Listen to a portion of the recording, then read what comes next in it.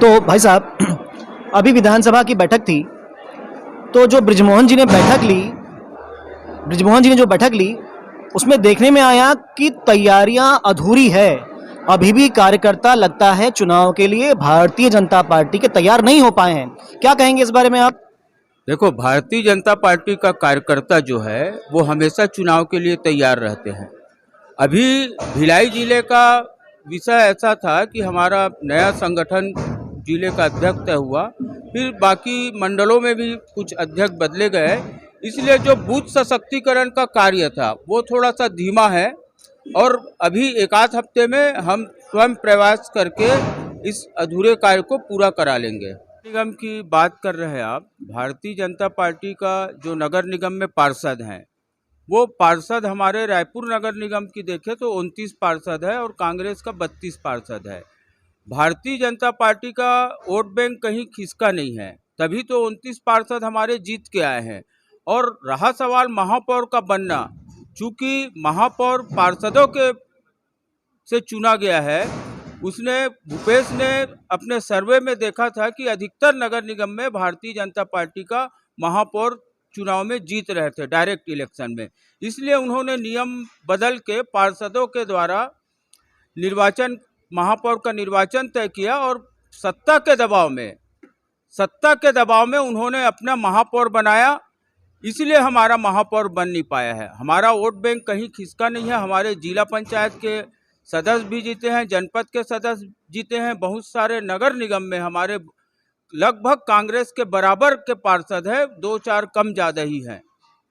आज आपका पहला प्रवास था आपकी विधानसभा में, तो आपने बैठक देखी। तो अब तक की तैयारी आपको कैसे लगती है? आपका आकलन क्या कहता है? देखिए, चूंकि मैं लगातार संगठन में दायित्व में रहा हूँ, भारतीय जनता युवा मोर्चा के प्रदेश, जिले से प्रदेश तक, और भारतीय जनता पार्टी रायपुर जिले के महामंत्री रहा हूँ 4 बार, तो मेरे को संगठन काम का अनुभव है। और संगठन की दृष्टि से मैं आज की बैठक से संतुष्ट नहीं हूँ।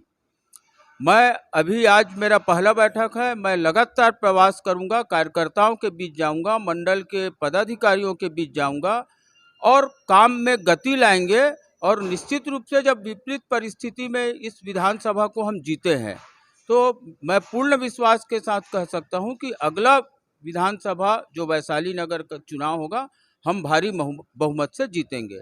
अब अगली बैठक कब होगी? क्योंकि आज कुछ कमियां पाई गई है काम में, जैसा आप भी बता रहे हैं।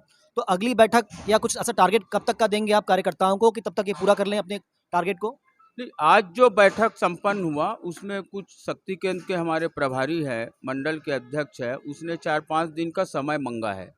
चूंकि यह बैठक प्रदेश से तय था, हमारे 20-25 नेताओं को पूरे 90 विधानसभा में प्रवास था और बूथ सशक्तिकरण के विषय में जानकारी लेना था। कितना हम बूथ के नीचे तक गए हैं, कितना हमारा शक्ति केंद्र कंप्लीट हुआ है, और शक्ति केंद्र प्रभारी, सह संयोजक लोगों का बैठक था। तो ये तय सीमा में बैठक था। अब जो बैठक तय है वो तो हो गया। मैं तो कल से बैठक लेने जा सकता हूं और काम को पूरा करवा सकता हूं।